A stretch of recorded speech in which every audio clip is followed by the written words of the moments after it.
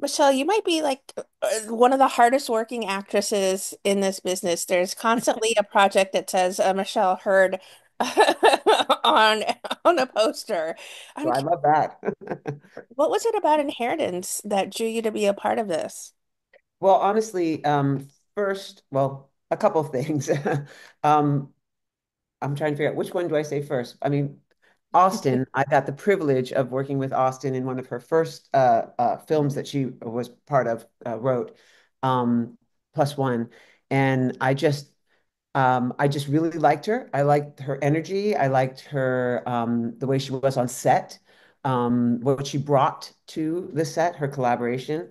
And then when I got the opportunity to read the script of Inheritance, I mean, it's hard, right? Because one, Austin asked me something, I'm going to say yes because I've got to experience her, right? And I'm sure you know this too. Like the longer we're in this industry, we really just want to work with people that we can collaborate with and respect each other, and we have a good time, because time away from loved ones is precious, right? Time away is life, and you are giving someone your life for the time that you're away. So it has to be, at least this is 3 decades in, this is how I decide my work now is how, is this worth time away from my loved ones?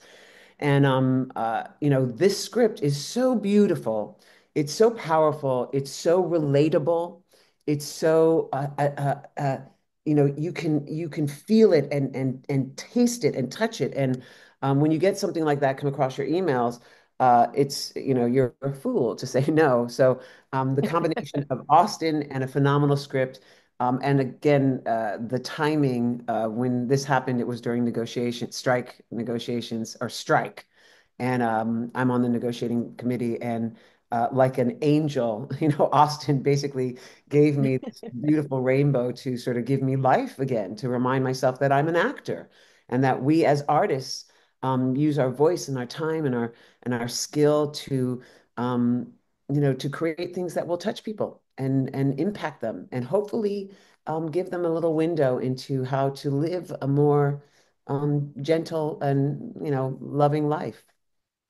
Austin, you and Rachel are just bonkers good in this Bonk. movie. There's no Thank bananas, you. crazy, so good in this movie. Thank you. Thank you so much. As writers of this, were you both in mind always to play Paige and Lucy? That was the plan from the beginning. So Rachel and I we were actually sharing a role on stage at the time, and we kept getting mistaken for one another. So we were like, well, obviously we should just play sisters. And she was like, well, I don't know what the story would be. And I was like, oh, I have an idea. So, and this ha all happened in an acting class that we were taking together. We were sitting next to each other at the school where we met. And I came up with this idea, and she ran off and wrote this beautiful script. And it actually took us a really long time to get financing because we wanted to play the sisters. We didn't want to give it to like Rachel McAdams and, you know, um, Lily Collins or something. We wanted to actually play the sisters as we had intended to do it. So that's why it took 10 years to get it off the ground because nobody, we're not super famous yet. And so nobody wanted to invest hundreds of thousands of dollars into making our dreams come true until we found a woman who did just that. So yeah, it was that's why it took so long is because that was the idea from the beginning for us to play the sisters. I was completely like gonna say to you, I was, but when I was prepping for this, I was about to go like, okay, Austin, you do Paige, and you do, and I'm like, no, that's Rachel. Like she could you guys Yeah. could totally be doppelgangers for each other. I'm like, you guys, I thought you were twins when I initially saw everything in the movie, and I was like, no, I had to go back and like look at it. I'm like, no, there's okay, that really is two different people playing. Not even real sisters. They're Yeah. actually two human individuals. Yeah. But Yeah. it's Unrelated in real life. Yeah. awesome. What was it about Michelle that had you in mind for Lorraine? I want to put Michelle in everything. Like literally I I would. think I text her like once a week like I've got another project in mind. Like I wrote this one for you. I'm constantly writing things for her. Um just because she's so versatile and she's so dynamic and she's Michelle Hurd. Like Oh, she's undeniable in everything that she does um She can do comedy, she can do heartfelt drama, she can do, everything in between. So it's just I want to involve her in like everything. And Mhm. I'm not kidding. Like I put her in all of my pitch decks and everything. And I'm always like, we could talk to Michelle Hurd about this when I'm pitching it to producers. So it was a no-brainer that she was going to be Lorraine. It's so funny because she's I'm obsessed with Austin. And I love her so much. And I was just thinking, I was like, she's given me the gift of, being in these amazing projects. And I've given her the gift of being part of the SAG-AFTRA board. And I don't know if that's a good trade-off. I'm trying to, It is though. It is really it? is. Okay, good. Yes, That's right. Both of you help each other with career longevity at this point. I think it balances it out perfectly fine, for sure. Michelle. I do appreciate you so much on the board. Austin, your voices and your energy and your points of view are priceless, and we need you there. So thank you for doing all that work. Uh, She's part of and our, thanks for helping me get involved. I mean, truly, it's such a passion of mine yeah. to help other actors. It's one of the main reasons I'm an acting teacher now, Mm. um, because I want to help the next generation. Like people helped me when I started. So And we'll get to all of this in just a bit, but Michelle, certainly I'm sure Austin fleshed out Lorraine so beautifully for you. But did you talk to her maybe about little tricks or maybe little areas where you would like to sort of tweak things a little bit, where from your perspective? What I love about what we do is I am fed, one, the script, right? As I said, it's on the page, right? So and that's a beautiful anchor, right? Because if you're lost, go back to the story. Then the part that as an actor that I love is my relationship with my artist on set, right? My scene partner. And I don't even need to tell you, but you see these two women. They ooze heart, you know. So for me, uh, to be able to stand and speak with somebody who has their emotions so accessible and like a truth when they speak, um, like double grounds me. I just get like really excited. I just want to go, you know, I just want to eat the whole thing up. So for, I didn't have to sort of say, "Oh, I think we should do whatever." It was more, we're here. Okay, let's do. And I got to say, give huge props to Emily, to the director, because our director, she guides our ship. She's the one who keeps us cohesive. And my first day, the three of them know each other, and I didn't know her, and yet the very first day when I arrived, I felt really taken care of, sort of safe and uh, you just you get these sort of experiences really quickly when you get on sets, especially after you've been doing this for a long time, and you can walk on a set. And I used to joke, like when I would do guest spots on different TV shows, I'd say this is a Kindle set or not a Kindle set. You remember, our Kindles. And a Kindle set is when you get on set and there's a lot of drama, there's a lot of stuff, a lot of egos. You sort of go, copy that. I'm going to sit in my chair and read my Kindle. When you need me, I will show up. And a non-Kindle set is one where you get on set and you feel like the crew and the cast and everybody is into it. They want to tell this story. And I just felt when I got there, I knew Emily knew what she was doing. She just has a confidence and a grace about her, and a respect that she gives everybody, and therefore everybody gives her. So for me, it literally was it sounds silly to say, but I want to say playtime for me. It was literally time where I get to go and go, ah, that's why I go like this. You're like, because it's a big yummy meal for me when I get that opportunity to just be, and not have to sort of, pull it out of someone else or pull it out of myself. It was really a testament to what Emily has set up on her set, and to these two women for bringing it every single time, every single take. They brought it. Austin, Wes Brown has chemistry with both of I these know, ladies. Like, that guy, is there he's just So Wes and I have worked together a lot, and actually, we're very good friends. I was just texting with him because he was like, "Why have you not mailed me the poster?" And I'm like, "Ah, I forgot. I'm sorry. I've been a little busy. We were doing theatrical releases for the movie." Um, but his wife and I are actually like really super close friends too. We text each other almost every single day. So for me and Wes, it was just like old hat. It was hilarious. Like the intimacy coordinator came up to us and was like talking us through this, this scene where we, we kiss or whatever. And she was like, "Okay, so are you guys comfortable with this?" And we're like, "Oh yeah, we've already done that." And she was like, "What?" We're like, "Oh yeah, we've already done that in like past projects. We're totally cool." And she was like, "Oh, this is not going how I thought it was going to go." But we were like, "Oh no, no, no. Oh, say all of the stuff. Do your job." But we're cool. But yeah, I mean, we just have worked together for so many years, and we run in the same circles of friends. But Rachel and Wes only met like 2 days prior to filming, so that just speaks to like their willingness and bravery to just go for it and just connect and really step into their characters in a very authentic way. I hate to say it, but like Wes and I were cheating because we've just worked together for so long and we've known each other for so many years that it feels like, yeah, we could have gone to high school together. Yeah, sure, absolutely. Mhm. Um, and they're both, Wes is close with my husband, and it's a whole family at this point. But yeah, I just cannot give Wes enough kudos for this because he usually plays like these like Hallmark, really nice leading men that just have no problems. And their worst thing is that like maybe they're late to dinner every once in a while. Um, but he really embraced Luke in a very authentic way, which is a huge departure for him, and it was awesome.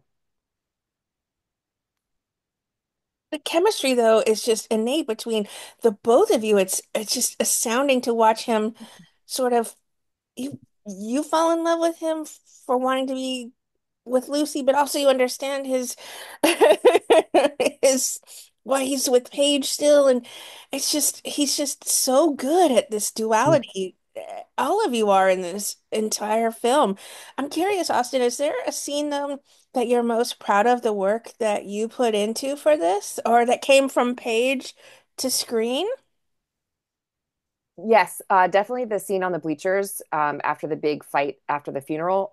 That for me was sort of the defining scene for my character because there's a Mhm. couple of lines in there where where Paige says, I don't like the responsibility of people. I've never really figured out how to live up to their expectations.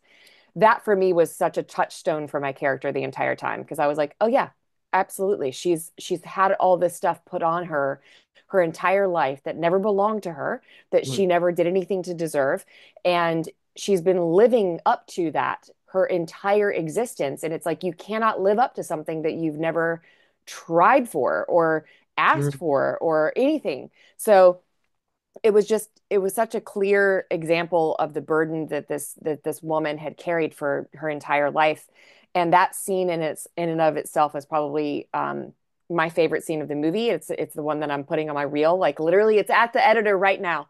Right. Because yeah, for me that just is the character, that whole scene, like her conflict with her dad and her sister Right. and Luke and herself and everything. That scene for me is that's Paige. Yeah. Mhm. You, Michelle, is there a scene that you're just so impressed by how it came out? Maybe you haven't even, have you seen the movie Oh, yet? of course I have. I love the Okay, movie. so Austin, you can I, get her the video, but you can't get Wes the poster. Okay. no, I and I've gone to premieres. I've gone to the Yeah. screenings and just stuff. teasing. Yes. Um, honestly, I love the whole movie. I'm one of those. I'm just a really good audience member. I love storytelling. I love what we do, and I love being taken away, swept away. And so for me, the whole thing, it's also I'm one of those actors who very, I don't always necessarily like to just, watch myself all the time, so I don't really go, yeah, it's fabulous, Michelle. I'm more like just the story, the whole picture. Just look at the whole picture. I do love the fact that I got to hug them both. I love that of her, this person. She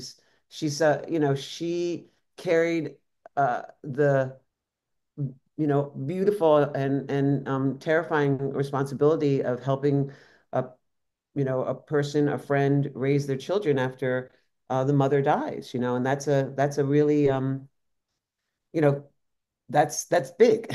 That's big and that's deep because there's trauma there, And she loves these girls. She loves these girls.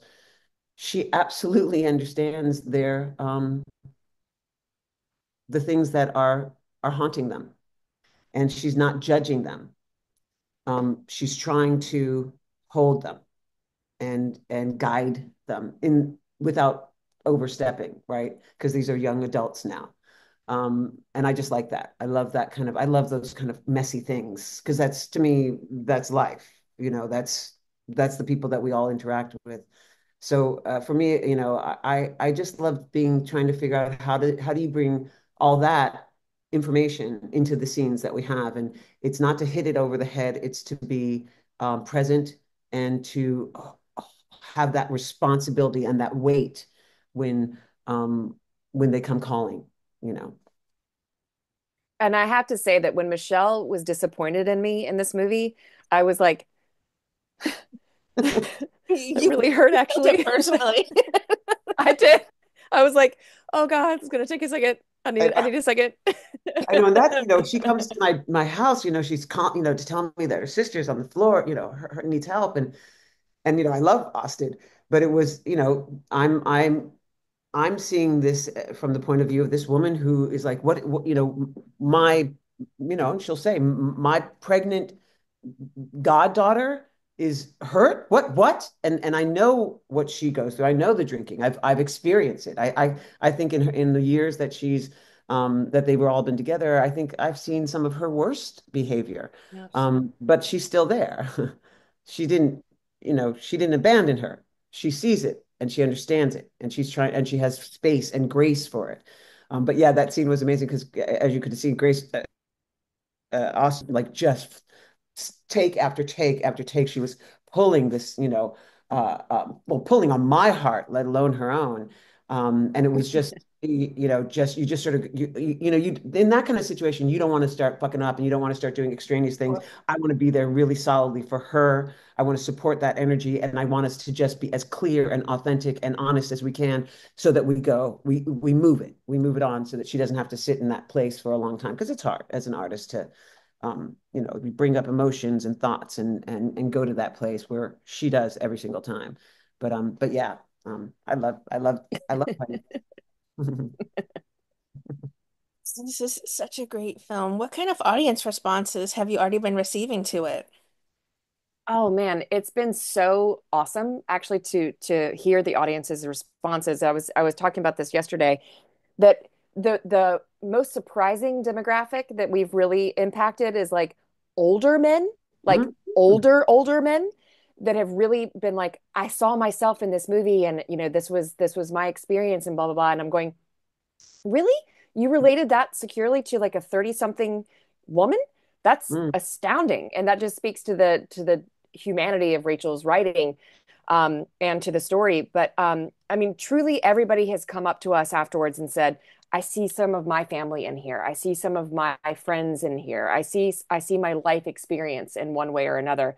And my favorite is that people have said that it's a unique way of telling this sibling story, and a unique way of telling the addiction and the inheritance story, which is like, that's the greatest praise, is that we're not just repeating something, we're telling it in a fresh way. And That's that's been the coolest thing for me. If I could jump in there, so it just you just made me think of another friend of mine, a female, wonderful actor, writer, director, all the above, Jennifer Esposito, who wrote, produced, directed, and starred in a film that she did, Fresh Kills. She had the same experience that Austin had experienced. She had, she created this thing. She grew up in Fresh Kills, New York, and which is where mafia people live. They go to retire there, and she grew up in that experience. And she was saying that every story she hears about mafia stuff is always from the men's point of view, and she wanted to tell it from the women's point of view, from the wives, from the daughters, from that. And it took her years and years. And every single time she brought it to any place, they said, "We'll give you money if you step aside. We'd like to put a male director. We want to put some big stars, blah, blah, blah, blah, blah, blah." She held her thing, mortgaged her home twice, the whole thing, right? But she got it done. And one of the things that I thought was so interesting when people come out of the film, like our film, is people are like, "Oh my God, That's like a real film. You want to go, yes, Yeah. yes. And they're like, I was Mhm. impacted by it. I felt it. Oh my God, those performances, the whole thing. It's like a real movie. And you're going to, yes, yes. We don't need to always, it doesn't have to be a big, super, studio movie, some, multi-million dollar big budget. These, independent films, you guys, please support independent films because if you think about it, if we sort of go backwards in time, independent films, storytelling, not huge budget things, that's how it all started. Just, Hmm. in fact, sitting around a fire pit and telling the stories of things. Absolutely. Bradley Cooper didn't start out like you don't know, these they don't start out like Brad Pitt, you don't start out knowing their names. They start No, and start and start and start and start until one thing finds them by chance. exactly. That's why independent film is so important, especially because it teaches future generations about how to get their start in the film industry as well. So I think it's very important to continue to support the arts, little, including movies as well. Um, Yeah.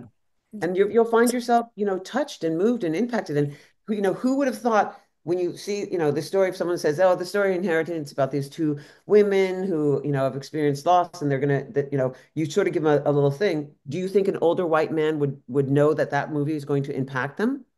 He would not have known. Right.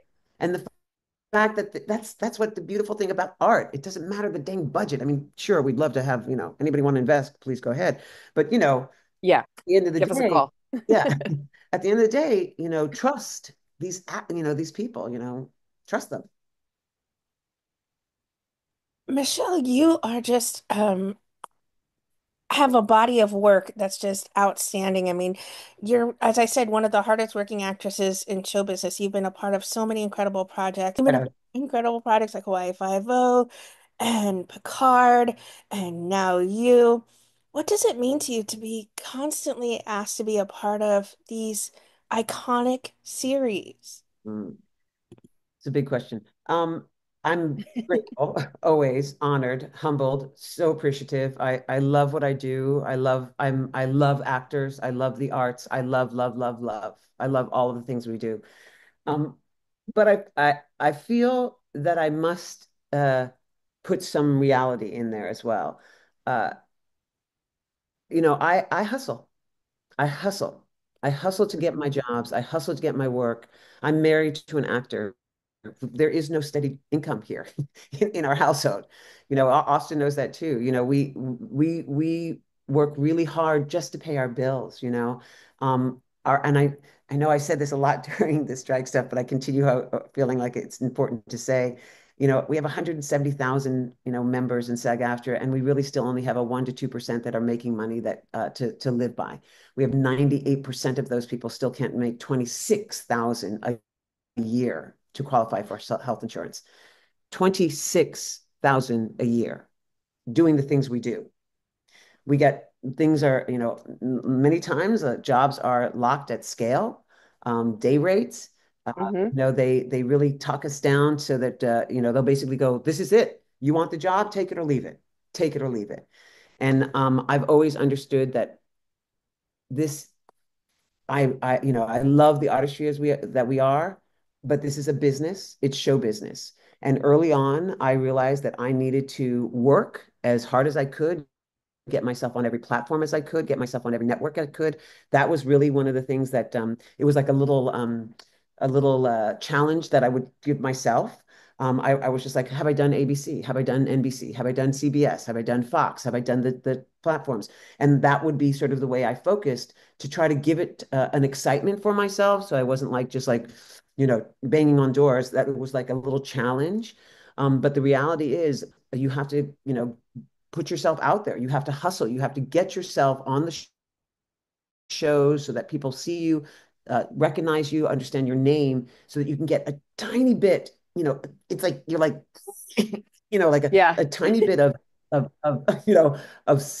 I don't even know what it is, status, name recognition, whatever, so that you can, really take the parts that you want to take. That you can be offered the things that you want to do, that you can helm things that you want to do, that you can get things produced. I mean, I'm so grateful Yeah. that name can sometimes help a film get funding now.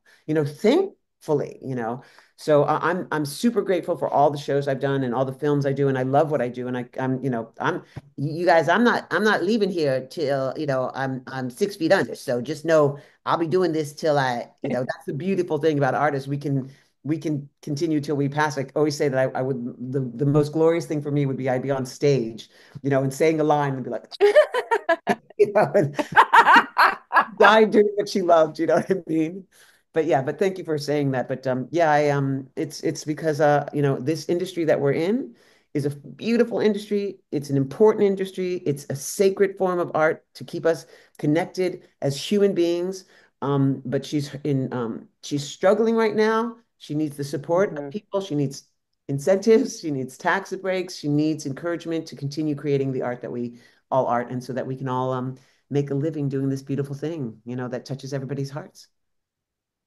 What's next for you then, Austin? Have you been busy already writing and working on other Yes, projects? I actually just got an email right before this from the guy that's acting as my writing manager right now. He was like, "All right, what do we got?" And I was like, "Well, here's 7 things. Send him all these things." You know, we're trying to get projects off the ground. I've got series that I've written. I've got, you know, countless movies. I just wrapped a She's so talented, you guys. Ridiculous. Thank you, Michelle. Um, I love you, and you still look 40, and you're going to be playing 40 until you're 80, which is going to be a source of jealousy on my behalf. But you know, we're going to work with it. Um, And mine? My source of jealousy? yeah. Um, so yeah, I just wrapped a haunted house movie in North Carolina in April, which should be really fun to see. And just auditioning, you know, just trying to get that next gig. It's been a really crazy year. Yeah, it's just been like, hello, industry, hello. And then I kept having to go, it's okay. You've got a movie coming out this year. It's gonna be all right. Ugh, you know. But yeah, just hustling and working as hard as I possibly can. Yeah, it's a crazy time in our industry. There's really, you know, back in the day, there used to be like 100, 160 pilots that would be shot during pilot season, and then it would be weeded down, you know, and we do the upfronts, and then you know, you find out what shows are going to go for the fall season. This year, there was less than like 10. Yeah, I think there was four. Yeah. And of It those, went from 160 to four. yeah, and of those things, they're basically doing like 2 or 3 series regulars on those. So not Hmm. so you know, there might be characters that'll be on the shows for the entire series, but they're going to be recurring series fractional, which of course brings their pay down. So it's a tricky time in our industry right now.